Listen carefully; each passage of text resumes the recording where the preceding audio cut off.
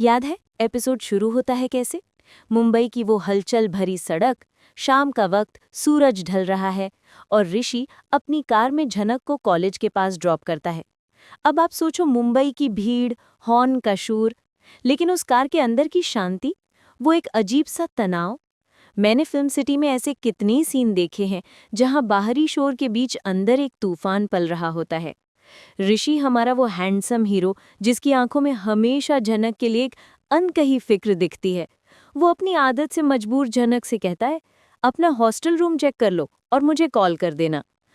अब देखो कितना सिंपल सा डायलॉग है ना, लेकिन इसकी गहराई समझो। ये सिर्फ एक सलाह नहीं थी, ये उसकी केयर थी। वो चाहता था कि झनक सुरक्षित रहे, उसे खबर मिलती रहे। लेकिन झनक, हमारी झनक, वो लड़की जो कश्मीर की बर्फीली वादियों से आकर मुंबई की इस भागदौड़ में अपनी जगह बना रही है, वो इतनी आसानी से हार मानने वाली नहीं है। वो तुरंत मना कर देती है, नहीं ऋषि, मैं तुम्हें ट्रबल नहीं करना चाहती।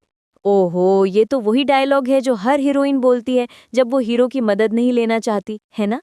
लेकिन झनक के केस में ये सिर्फ डायलॉग नहीं था, ये उसका स्वाभिमान था। उसे लगता था कि वो अपनी लड़ाई खुद लड़ सकती है और वो किसी पर बोझ नहीं बनना चाहती थी। और फिर ऋषि की वो स्माइल, वो स्माइल जो लाखों दिलों को चुरा लेती है। वो मुस्कुराता है, वो वाली स्माइल जो थोड़ी शरारती भी होती है और थोड़ी सी प्यार भरी भी, और कहता है, झनक, ये मान लो कि तुम्हें मेरी बातों के बिना रहना मुश्किल हो जाता है। सुनो सुनो, ये डायलॉग कितना जबरदस्त था। इसमें एक तरह का दावा था, एक कॉन्फिडेंस था कि झनक कितनी भी कोशिश कर ले, वो ऋषि से दूर नहीं रह सकती। और आप सोचो इस डायलॉग पर झनक का रिएक्शन क्या होगा। उसका चेहरा लाल हो गया, वो शर्मा गई, वो एक पल के लिए घबराती है, फिर खुद को संभालती है और उतनी ही डट कर कहती है, हमारा कोई कांटेक्ट नहीं होना चाहिए, तुम जाओ यहाँ से। अब आप सोचो, एक तरफ तो वो शर्मा रही है और दूसरी तरफ इतनी दृढ़ता से बोल रही है। ये है झनक का कैरेक्टर, इतनी खूबसूरती से गढ़ा गया है कि दर्शक उसे तुरंत कनेक्ट कर लेते हैं। और ऋषि, उसे तो अपनी झनक पर और भी गर्व महसूस होता है। वो उसकी हिम्मत की दाद देता है, कहता है, मैं तुम पर प्राउड हूँ, जिस तरह तुमने खुद के लिए लड़ाई लड़ी। सच कहूँ तो ये सीन मुझे बहुत पसंद आया। अक्सर सीरियल्स में हीरोइनें सिर्फ हेल्पलेस दिखाई जाती हैं, लेकिन झनक की ये हिम्मत, ये उसका अपनापन, ये वाकई काबिले तारीफ है। और झनक का दिल, वो तो पिघल जाता है। वो मानती है, तुम्हारी मदद के बिना मैं लड़ नहीं पाती। लेकिन फिर वही झनक जो खुद को किसी पर डिपेंडेंट नहीं दिखाना चाहती, वो खुद को संभालती है, कहती है, मैं तुम्हारी मदद नहीं लेना चाहती, लेकिन ले ही लेती हूँ। ये है उस लड़की का इनर कॉन्फ्लिक्ट। वो एक तरफ ऋषि को पसंद करती है, उसकी मदद लेना चाहती है, लेकिन दूसरी तरफ उसे अपनी सीमाएं पता है। उसे पता है कि अदिति ऋषि की पत्नी है। और फिर ऋषि उसकी आंखों में झांकता है, जैसे कोई सीक्रेट पढ़ रहा हो। मुझे याद है फिल्म सिटी में जब ऐसे क्लोजअप शॉट लिए जाते हैं तो एक्टर्स को बहुत ध्यान देना पड़ता है कि उनकी आंखों से वो सब कुछ बयां हो जो डायलॉग्स में नहीं है। ऋषि की आंखें जैसे झनक के दिल की बात पढ़ लेती हैं। वो कहता है, तुम अपनी फीलिंग्स मुझसे छिपाना चाहती हो, लेकिन आंखों में सब दिख जाता है। बस ये सुनते ही तो झनक के होश उड़ जाते हैं। वो घबरा जाती है और तुरंत उसे याद दिलाती है, अदिति तुम्हारी बीवी है ऋषि, कोई थर्ड पर्सन तुम्हारी मैरिड लाइफ में ना आए। अब ये बात तो 100% सच है ना। झनक अपने आप को उस रिश्ते से दूर रखना चाहती है जो अदिति का है, लेकिन ऋषि, ऋषि का चेहरा सीरियस हो जाता है। वो चला जाता है फिलोसॉफिकल मोड में और कहता है, कभी कभी दिल दिमाग के खिलाफ चला जाता है, कुछ चीजें कंट्रोल में नहीं होती। ओहो, अब ये बात सुनने के बाद तो झनक बेचारी और कंफ्यूज हो जाती है। मुझे कुछ समझ नहीं आ रहा, वो कहती है। और ऋषि हंसता है, झूठ मत बोलो। वो जानता है कि झनक को सब समझ आ रहा है, बस वो अपने इमोशंस को दबा रही है। और फिर झनक चली जाती है, लेकिन वो स्टेप्स लेते हुए बार बार पीछे मुड़कर देखती है। वो पल, वो एक आखिरी नजर, जैसे उसका दिल उसे ऋषि की तरफ खींच रहा हो। अब ऐसे सीन में ना कैमरा का कमाल देखो, स्लो मोशन में शूट किया जाता है, म्यूजिक प्ले होता है और बैकग्राउंड में जो इमोशन चल रहे होते हैं वो हमें झनक के अंदर के तूफान को महसूस कराते हैं। क्या जबरदस्त सीन था यार। अब सोचो, मैं तो फिल्म सिटी में रोज नई नई स्क्रिप्ट्स देखती हूँ, सेट्स पर घूमती हूँ। मैंने ऐसे कितने सीन शूट होते देखे हैं जहाँ हीरोइन की आंखों में वो अनकही बातें होती हैं, वो चुप्पी होती है जो डायलॉग से ज्यादा बोलती है। झनक का कैरेक्टर तो कमाल का है ना। वो सिर्फ खूबसूरत नहीं है, वो स्मार्ट भी है, मेहनती है, कश्मीरी कल्चर से जुड़ी हुई, लेकिन मुंबई की इस रेस में खुद को फिट कर रही है। वो अपनी जड़ों से भी जुड़ी है और अपने सपनों को भी पूरा करना चाहती है। और ऋषि, वो अमीर फैमिली का लड़का जिसने अदिति से शादी भी कर ली है, लेकिन उसका दिल और दिमाग दोनों झनक के लिए परेशान रहते हैं। उसकी ये ड्यूल लाइफ देखकर तो ऐसा लगता है जैसे कोई बॉलीवुड मसाला मूवी चल रही हो, जहाँ सब कुछ इतना कॉम्प्लिकेटेड है, इतना इंटेंस है। और हाँ दोस्तों, संजना टीवी पर ऐसे ही रीसेंट एपिसोड रिकैप्स मिलते हैं, ऐसे ही इनसाइड स्टोरीज मिलती हैं जो आपको कहीं और नहीं मिलेंगी। तो अगर अभी तक नहीं किया है तो फटाफट से सब्सक्राइब कर लो संजना टीवी को, और बेल आइकन दबाना मत भूलना ताकि कोई भी अपडेट मिस ना हो, क्योंकि आपके लिए मैं हर दिन कुछ नया और एक्साइटिंग लाती रहूंगी। तो झनक कॉलेज की तरफ बढ़ती है, मुंबई की भीड़ में अकेली, बैग कंधे पर लटकाए, वो कॉन्फिडेंस वॉक के साथ। ये कॉन्फिडेंस ही तो उसकी पहचान है ना। लेकिन अचानक कुछ गलत फहमी वाली आदमी, वो स्ट्रीट के गुंडे टाइप, उसकी तरफ देखते हैं। मैंने ऐसे सीन बहुत देखे हैं जहाँ एक लड़की अकेली जा रही होती है और कुछ बुरे लोग उसे टारगेट करते हैं। उनकी नजरें बुरी तरह घूरती हैं और वो फैसला कर लेते हैं कि आज तो मजा आएगा। वो झनक को घेर लेते हैं, छेड़ना शुरू कर देते हैं, हाथ मारने लगते हैं। अब आप सोचो उस पल झनक पर क्या बीती होगी। वो डर जाती है, उसकी रूह कांप जाती है, लेकिन वो चुप नहीं रहती। वो चिल्लाती है, छोड़ो मुझे, दूर हट जाओ। उसकी आवाज में वो हिम्मत है जो कश्मीर की बर्फीली हवाओं से आती है, वो हिम्मत जो उसने अपनी जिंदगी में हर मुश्किल का सामना करके कमाई है। लेकिन वो अकेली है और उन गुंडों के सामने वो अकेली पड़ जाती है, स्ट्रगल कर रही है। ये सीन इतना टेंशन भरा था कि मैं अपनी जगह से हिल नहीं पा रही थी। और ठीक इसी पल ऋषि का फोन आता है।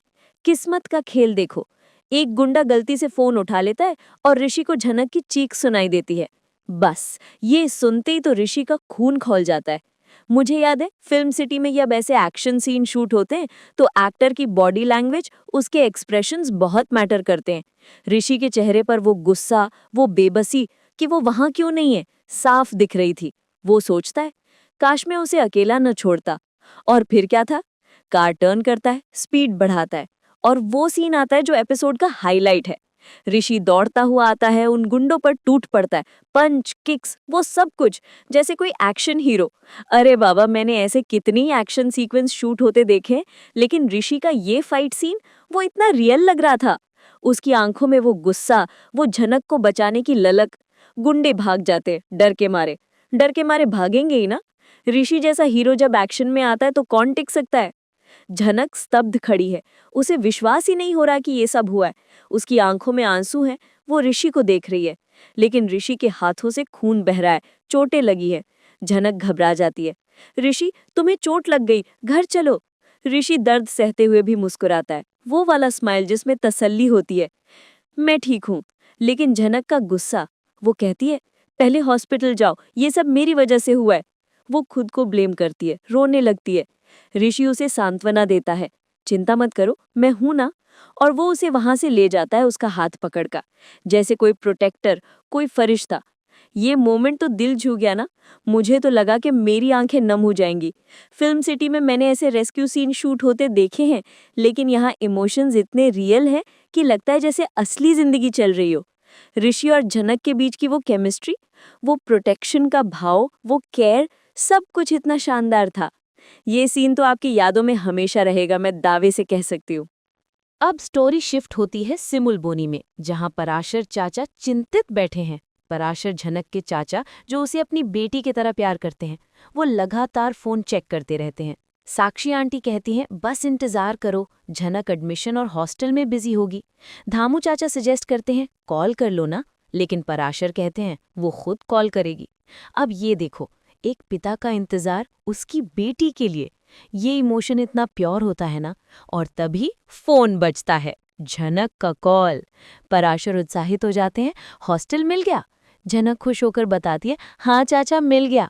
पराशर कहते हैं नूतन की कृपा है। झनक इमोशनल हो जाती है, वो ऋषि की मदद का जिक्र करती है। ऋषि ने इतनी मदद की, एजुकेशन मिनिस्टर से मिलवाया। पराशर हैरान, ये तो बड़ी बात है। अरे वाकई में ये तो बड़ी बात है ना, एक आम लड़की को मिनिस्टर से मिलवाना, ये तो ऋषि ही कर सकता है। झनक प्रॉमिस करती है मैं अच्छे से पढ़ूंगी, तुम्हें प्राउड फील करवाऊंगी, खाना हॉस्टल में मिलेगा, चिंता मत करो। नूतन आंटी की दुआएं हैं मेरे साथ। देखो, झनक अपनी फैमिली को कितना प्यार करती है, उनका कितना ध्यान रखती है। फिर बात ऋषि पर आती है। पराशर कहते हैं ऋषि का फर्ज है तुम्हारा साथ देना, और वो झनक ऋषि की शादी का जिक्र छेड़ देते हैं। लेकिन झनक तुरंत रोकती है। चाचा, वो जबरदस्ती की शादी मत याद करो। ऋषि ने अदिति से शादी की क्योंकि वो उसे प्यार करता है। ये बात सुनकर पराशर मान जाते हैं। ठीक है, बस पढ़ाई पर फोकस करो। झनक सहमत होकर कॉल काट देती है। पराशर नूतन की फोटो देखते हैं, उनकी आंखें नम हो जाती हैं।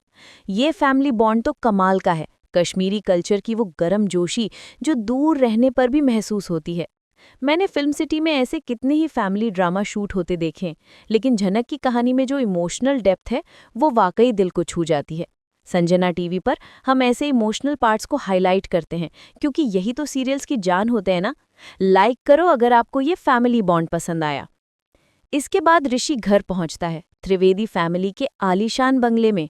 अदिति, ऋषि की बीवी, जो हमेशा जेलस फील करती है, वो तुरंत पूछती है, कहाँ थे इतनी देर? ऋषि सीधा कहता है, मिष्टी के कॉलेज गया था। अब देखो, यहाँ पर अदिति की जेलेसी कितनी साफ दिख रही है ना। वो बस ऋषि को कंट्रोल करना चाहती है। दादा भाई, फैमिली के एल्डर, पूछते हैं, झनक ठीक है ना? ऋषि कंफर्म करता है, हाँ बिल्कुल ठीक। पुतुल आंटी उत्सुक होकर पूछती हैं, हॉस्टल मिल गया? अदिति बीच में कूद पड़ती है, मुझे ऋषि से बात करनी है। पुतुल कहती है, मैंने तो रोका नहीं। दादा भाई पुतुल का बचाव करते हैं, लेकिन इंदिरा माँ की नज़र ऋषि की चोट पर पड़ जाती है। ये क्या हुआ बेटा? ऋषि तंज कसता है, आखिर किसी ने नोटिस किया? ये लाइन सीधे अदिति को हिट करती है क्योंकि उसने तो ऋषि की चोट को नोटिस ही नहीं किया था। अदिति सफाई देती है, तुम मेरे लिए मायने रखते हो। लेकिन ऋषि इरिटेट हो जाता है, मैं काम के लिए गया था, पार्टी करने नहीं। नीलू आंटी कहती है, झनक को मिनिस्टर तक ले जाना गलत था। अब देखो, फैमिली में हर कोई अपनी राय दे रहा है। ऋषि अदिति को टारगेट करता है, मुझे पता है अनिरुद्ध और अर्शी ने प्रिंसिपल को प्रेशर किया था हॉस्टल ना देने के लिए। प्रिंसिपल ने पावर मिसयूज की। बस ये सुनते ही तो अदिति के पैर के नीचे से जमीन खिसक जाती है। वो चैलेंज करती है, प्रूव है? ऋषि रिवील करता है, मैंने तुम्हारी कॉल सुनी थी। ओहो, अब तो पोल खुल गई। अदिति खुद का बचाव करती है, अनिरुद्ध ने कुछ गलत नहीं किया, उसने मेरी मैरिड लाइफ बचाने के लिए रिक्वेस्ट की। ये सब तुम्हारी वजह से हुआ। अब यहाँ पर शुरू होता है असली आर्ग्यूमेंट। ऋषि फ्रस्ट्रेटेड है, अदिति गुस्से में। एपिसोड यहीं खत्म होता है, लेकिन टेंशन तो पीक पर है। मुझे तो लगा था कि टीवी स्क्रीन से चिंगारियां निकल रही थी। फिल्म सिटी में ऐसी आर्ग्यूमेंट सीन में ना एक्टर्स को बहुत प्रैक्टिस करनी पड़ती है कि वो अपनी लाइंस के साथ साथ अपने इमोशंस को भी परफेक्टली डिलीवर कर सकें, और यहाँ तो सबने कमाल कर दिया। दोस्तों, ये एपिसोड छोटा सा लगता है लेकिन इमोशंस का खजाना है। ऋषि का रेस्क्यू, झनक का स्ट्रगल, फैमिली ड्रामा, सब कुछ मिलाकर एक परफेक्ट पैकेज था। फिल्म सिटी में काम करने से मुझे पता है कि ऐसे सीन कितने टाइम लेते हैं शूट करने में, कितनी मेहनत लगती है एक एक शॉट को परफेक्ट बनाने में। लेकिन स्क्रीन पर यह सब एक जादू सा लगता है। हम तो बस बैठ के एंजॉय करते हैं, है ना? अब बताओ, अगला एपिसोड क्या होगा? क्या अदिति और ऋषि के रिश्ते में और दरार आएगी? क्या झनक को और मुश्किलों का सामना करना पड़ेगा? मुझे तो लगता है कि ये कहानी अभी और भी दिलचस्प होने वाली है। आपके क्या विचार है? कमेंट्स में शेयर करो, मुझे पढ़ के बहुत अच्छा लगता है। संजना टीवी को सब्सक्राइब करना मत भूलना, बेल आइकन दबाओ और इस वीडियो को अपने दोस्तों और फैमिली के साथ शेयर करो जो झनक सीरियल देखते हैं। मिलते हैं नेक्स्ट वीडियो में और भी धमाकेदार अपडेट्स के साथ। बाय।